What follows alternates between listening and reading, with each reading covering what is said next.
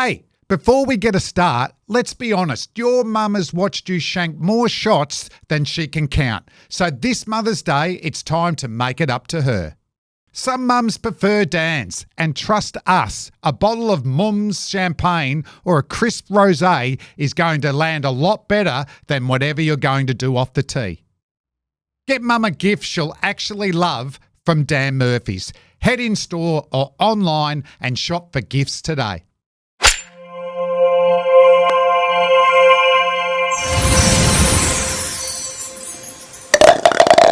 G'day, welcome to Make Me Good at Golf, the golfing podcast where three mates are trying to get good at golf. We want you to come along for the ride, and joining me in the studio, as he always does, they call him Mr. 300. I like to call him Long Ball Lehmo. Ew, that's where the long ball comes from. Those big biceps right there. Okay, let's not go down that path too on every episode, perhaps. You know, my son said to me the other day, this is how deluded or poor the eyes of a 9-year-old are. He looks at me and goes, gee, Dad, you're jacked. Oh, wow. I can't wait you to see someone who actually is jacked. Usually we would introduce also Mr. 71, but he's out of action this week. So we have a very special guest returning to the pod this week. We do indeed. It's his second time, our first ever second-time guest on the pod. He is indeed my coach, and he's the star of any golf broadcast you see around this great country of ours. Ryan Lynch, welcome. Thank you for having me. I'm honoured to be the second time guest here. This is brilliant. Yeah, and we should mention your pod as well with the great Sam Hargraves. Yeah, we just recorded ours yesterday, actually. It's... Goodness gracious me. It's our Masters episode, excuse me. So it's called Course Language, so tune in wherever you can. Brilliant fun. We just talk a little bit about professional golf and try to help your game out a little bit. And you bring a bit of your expertise to it as well. Now, before we get to the lesson which we had last week, full declaration here. We're recording this on Tuesday, the 7th of April. It's currently 9:30 in the morning. The Masters starts in 2 days' time. So by the time this comes out, so much would have happened in the world of golf. The Masters would have been played. Yes. The Comedians' Cup would have been decided. I mean, the ramifications. But there's so much we don't know as we speak right now. I know. But let's go, and this is a bit unfair because everyone knows the results who's listening to this. But Ryan, let's do this in a weird kind of Inception type reverse order world. How do you think the Aussies will go at the Masters? And people can check your analysis immediately because they'll know the results. I love it. Well, first of all, let me say congratulations to Ludwig Oberg. He's come and he's won his first ever Masters, which is brilliant. Third time at Augusta. Minwoo Lee came so close. He's our top Aussie. Minwoo Lee. He's just been flushing it all year, hasn't he? And Adam Scott wound back the clock. He's played brilliantly as well. So a little bit there. Scotty Scheffler's hung around, and what a week it's been. Where was Minwoo placed going into day 4? Penultimate group, second last group, Minwoo. He was right there, thereabouts. All right, very nice. How did Cam Smith go? Nice to see him find a little bit of form. He made the cut. Made a little bit of noise, but just still struggling a little bit with his game, Cam Smith. He does love this place, though. And which Aussie really choked it up out there? None of the Aussies choked it up. We've all made the cut. We've all made the cut, all four of us. They did us and proud. What about after his top 10 finish last year, Jason Day? Well, it's nice to see him back contending again. He was wearing some pretty outlandish stuff, that Melbourne stuff. I thought it was tame this year, but he's got some bird watching gear going on. He just loves this place as well. A lot of the Aussies love this place. But Jason Day, look, he went okay. What about Elvis? I mean, he was looking good early, wasn't he? He was. He was doing his absolute best to try to make this field, but just came up this agonisingly close. How close did he get? After his win in Riyadh. No, we actually know the answer to this question. As in, how close did he get to being... Because only 4 Aussies are playing. So Elvis isn't actually playing? No, I thought he was playing. Yep. Just the 4 Aussies. So did he miss out by 1 or 2? I actually don't know how close he got, but he worked pretty hard. It's tough from that live side of things. Having that win early gave him every chance. The first time that Liv has been given any world ranking points. So he did jump up the world ranking, but just not quite into that top 50, which is what's required. He had to win one more, didn't he? Yeah. To make it. Yeah, one more would have got him in, I'd say. Maybe one more win and another top 5 or something. Because you have to finish top 10 on the Liv Tour for you to get any world ranking points whatsoever. So it is tough if you don't play well. Yeah. Now, Ryan Lynch, you along with your dad, who is Pete Hellier's coach. Yes. Who, by the way, Super coach Dale Lynch. He's forgotten what you look like. He wonders if you're still playing golf. He hasn't seen you for so long. There was an SOS in the car park, I was told, on the way out. That was the last interaction we had, and that was just before. That was before the Australian Open. That's how long I haven't been back this year. I've been traveling a lot, so it has been tricky. And I literally went down to in my mind, because I had nothing booked for the meeting, I was hoping to catch him just walking to the car park. And it's exactly how it happened. He was walking to the car park. I was like, Dale! It's a And he gave me. I was just like, where are my hands supposed to be? Where are the hands? My hands are not where they're supposed to be. And I'll tell you what, my Australian Open was the best I've played at Royal Melbourne, so it worked. Need to get back. Just need a moment. I just need a moment. You just need a moment. Well, I have been playing, and as I've said to you, Pete, because normally, long ball Lehmo, hit him pretty well off the tee, and it's my favourite part of the game, is driving the ball. Well, that's where you pride yourself on. That's where I pride myself on. And that's why the punters come to see you. That's why the punters come out. And I was just slicing everything. Yeah. Sometimes not one fairway away, 2 fairways away, embarrassing. Sideball Lehmo. Sideball Lehmo. And it was bad, and I couldn't work it out. Anyway, so I put in a call. A desperate call to my man Ryan here. And we had a catch up.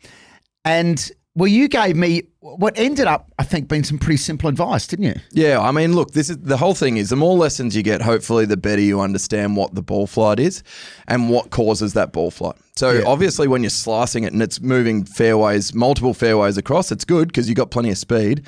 But our instinct as a right-hander when the ball is slicing off to the right is to swing more left, because we want to avoid that right miss.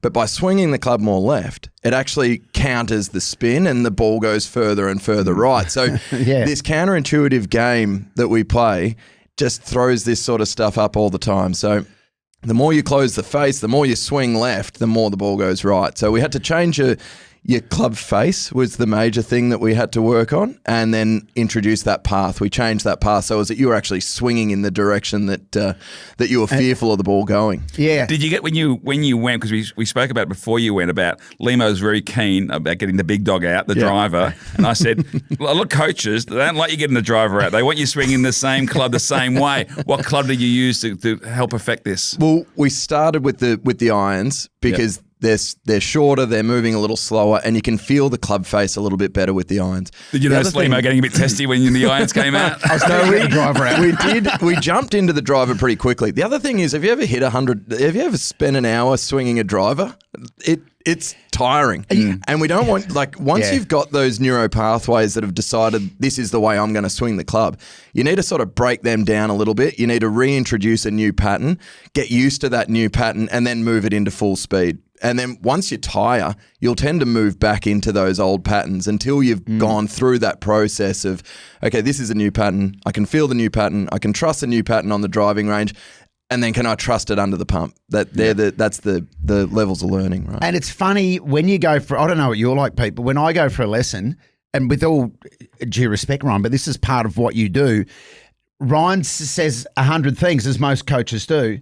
And a lot of it is like, it does not make sense to me. That doesn't I don't understand. But then you'll hit on something that really connects with you. And I'm like, that makes sense to me, that I can work with. And the one for us was getting my wrist cock back, Pete. Yeah. No jokes.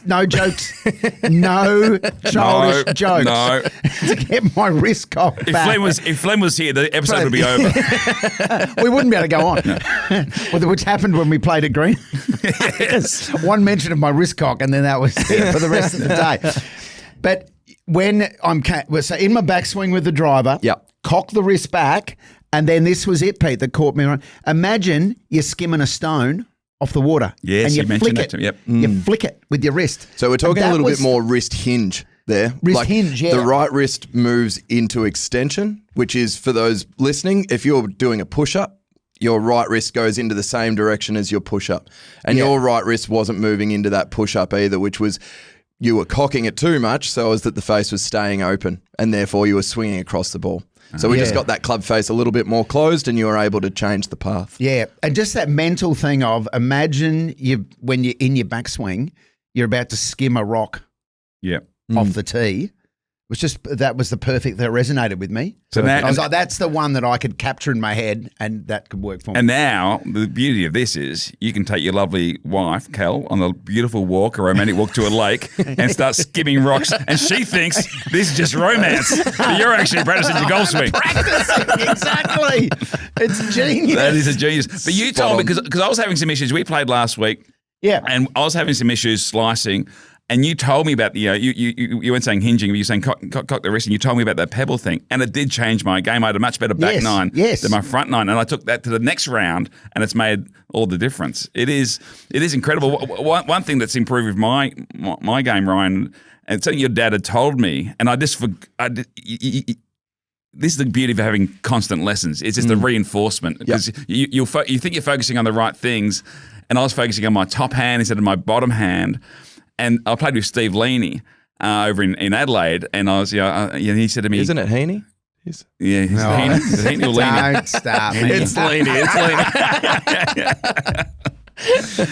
I hope he comes on the podcast. I must have watched Isaac Heaney play footy the day before. You must have. And he told me that the bottom club, have it across your fingers instead of your palm. And I was like, as soon as he said, I'm like, yes. Yeah. Dale's been telling me that, the whole time. Yeah, this is the whole thing, right? Is your grip is your awareness of club face. And club face is the major cause of where the ball goes, major cause of direction. Which makes complete sense, isn't exactly. it? So anyone who's trying to lock their wrists up or keep the club face from moving at all is going to have a really tough time trying to figure out where the club face is actually square. Because it doesn't work straight to straight, as we know. But just that wrist hinge that worked for you, Lehmo, was all we were doing there was getting you the feeling of the club face being closed. So whatever that feeling is for you might be very, very individual, but that was the thing that stuck with you, and we were just closing the club face essentially. Yep. And then it worked for me. And we went out at Greenacres the next day, and I was driving the ball pretty well. Long ball Lehmo was back. I thought, I've got to say, there was one hole though. There's a par 4. I think it's about the 5th hole. I've just hit a monster drive. Like, I'm 50 metres from the green. Brilliant. I've chunked my chip shot. My second chip, I've rolled it to still about a foot off the green. Then I've 3-putted. So I've ended with a 6. after being 50 metres from the green. It's been a while since I've seen you guys. Can I get a handicap update from both of you? Oh, yeah, sure. You can, please. You can. I think I'm still at basically 24.9. Okay. But I'm playing much better golf. I've got no doubt about it. And as Lehmo looks up his, I do want to ask you, because you brought up, it's a nice little segue into a part of Lehmo's game that is often, there's much reverence about the long ball, but it's the short game that we are worried about. I'm of the opinion that Lehmo will not get his handicap down to a satisfactory rate that he wants until he's putting. Has he even let you get on the green with him? Because We've spent a moment or two on the putter. Yeah. Just a moment or two. Oh, we need to spend a little bit more time. You need at least 74 moments, not one or two. I'm 17.3 just to do the handicap. Yep. Hey, Rob, have you got the Cam Smith putting advice? This is what I need to take this advice from Cam Smith. I saw this and I thought, struggling with your putting? Here's a tip. Try a sport that doesn't have it. Hockey, tennis, football, rugby, cricket, all of the above. So that advice from Cam Smith really resonated with me. Good advice. Look, your handicap is going to stall regardless of your ability if your putting's no good. It's going to account for at least a third of your score, even if you're putting well. So it's a huge aspect that you need to get right. Speed control is number one. So find a drill that encourages you to improve your speed control. And it doesn't matter whether you're practicing on fast greens, slow greens, just getting used to the putter head and the speed that the ball rolls off the face under a little bit of pressure is going to help your game immensely. And then just make sure that your putter face is pointing where you think it is. And then it's just all about short putting. Make sure that you hold those 3-footers and just get everything outside of 3 feet close. What about I played Capital on the weekend. We played the 11th hole first. It was a shotgun start. Great drive, second shot. So I'm on in 2. I'm on in regulation on a par 4, and then I 4-putted. Right, 4-putted. He needs work. So you've doubled your score with one club. I've doubled my score. You've doubled your strokes. How many of them were short out of the 4? Were you going so past I had the hole? a really long putt to start with and just misread the bias, and I misread the speed. So I'm still miles from the hole. Right. And then I hit the second one. I'm about 5 feet and I've missed 4 feet and I've missed that. And then you missed another one. So I've missed 1, 2, 3, 4. Yeah. So you still had a 4-footer for your third putt. So my last putt was short, was about 6 inches. You do see a lot of golfers, like count their shots. You go, hang on, off the tee, I was 1, I was 2. You very rarely see people do it on the green. I had one over there, one I missed a short. Okay, I had 4 putts. Oh, that is exactly right. I'm struggling to read greens because I've been playing on some good courses that have a lot of give on them. And I struggle to read them. And sometimes there's that annoying thing where the bloody green is on a hill and it goes up the hill. How does the bias go up the hill? What I would say in that sense, again, it's speed control. Get used to speed control. Make sure, because even if you get the read wrong in terms of the bias or in terms of the break, you shouldn't be too far away. So always read your putt from at least 2 angles. Most people get a bit lazy. We have a bit of a chat, which is great, and we have a look at it from behind the hole, and okay, it looks a bit like we're going this way. Look at it from the side of the hole as well. And if you can pick what side it's breaking, look at it from the low side, because you want to get a sense as to whether or not you've got an uphiller or a downhiller. So if you look at it from the side and you can see the hole and your ball and decide whether or not the hole or the ball is higher or lower, and then base your read from that point onwards, because if it's downhill, you should be reading a little bit more borrow into your break because it'll be moving slower, right? If it's uphill, a little less break.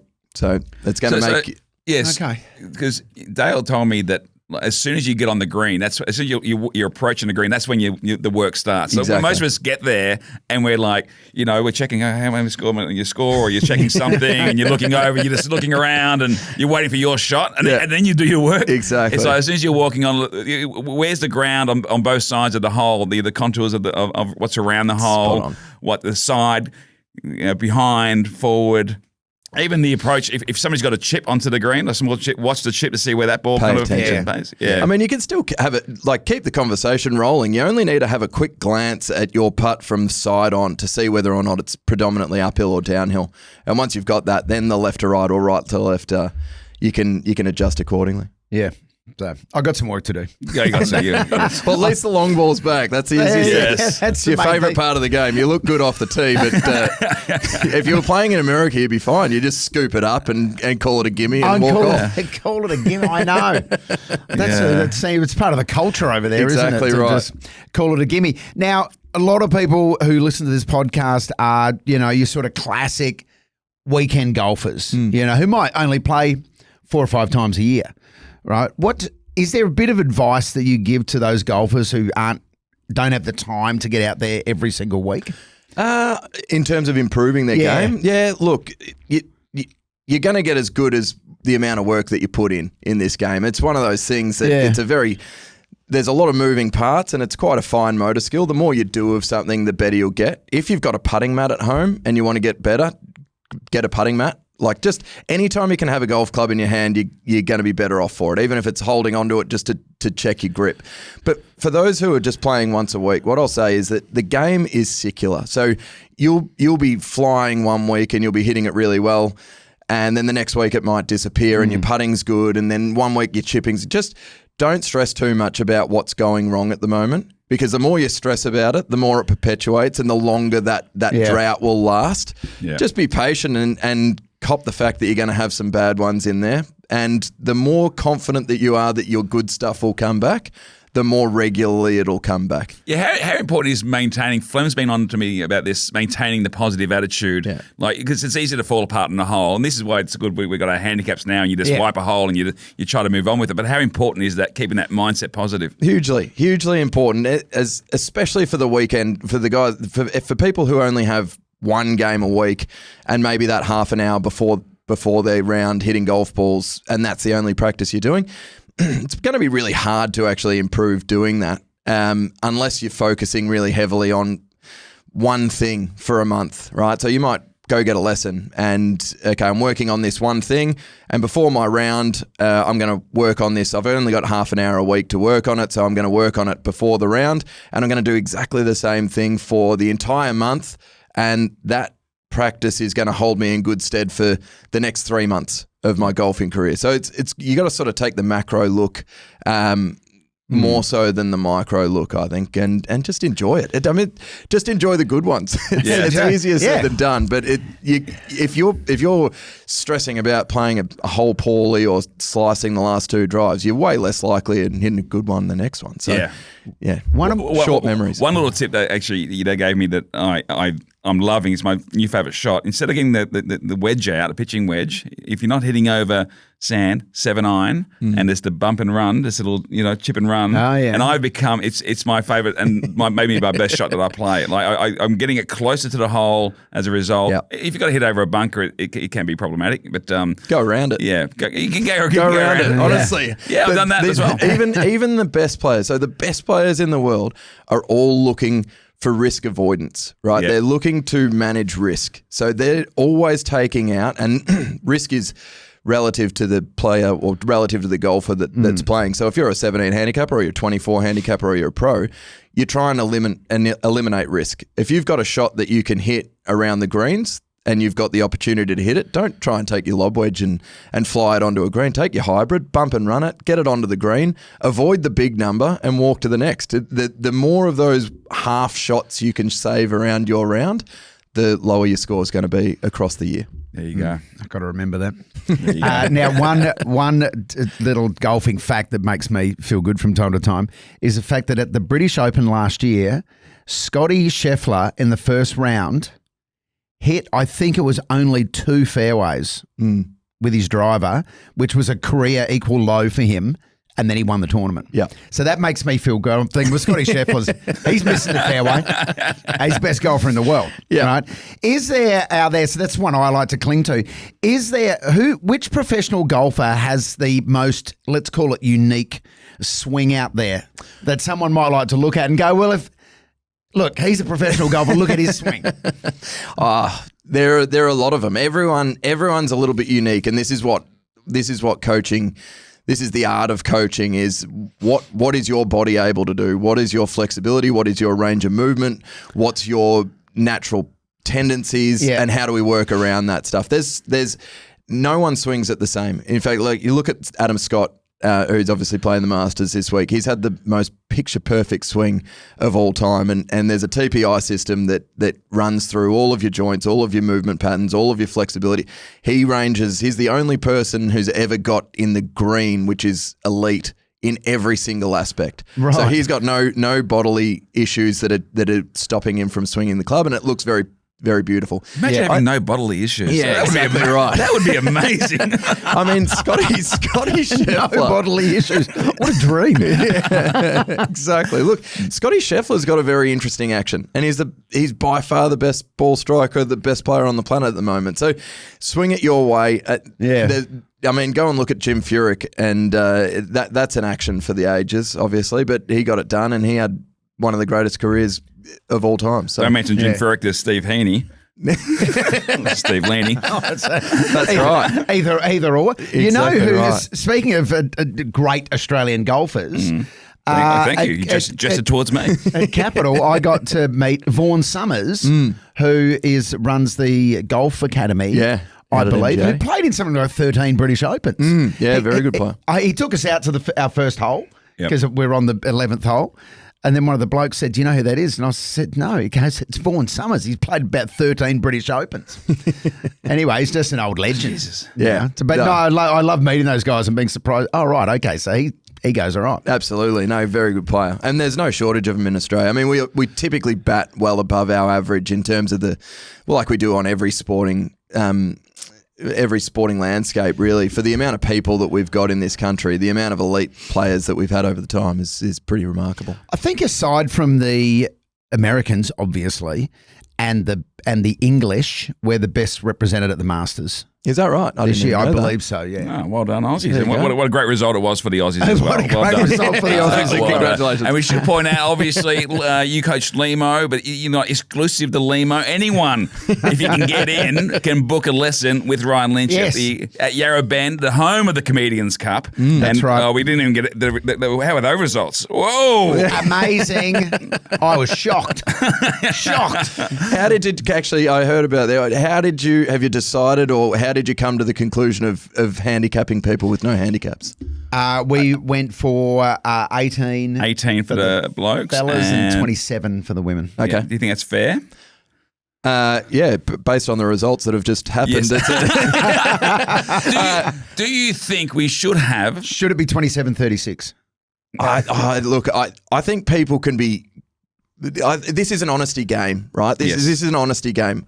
I think that if someone comes to the Comedian Cup and is like, oh, geez, I'm stressed about this. I don't know if I'm going to be able to even hit a shot. I don't know if I'm going to be able to hit one.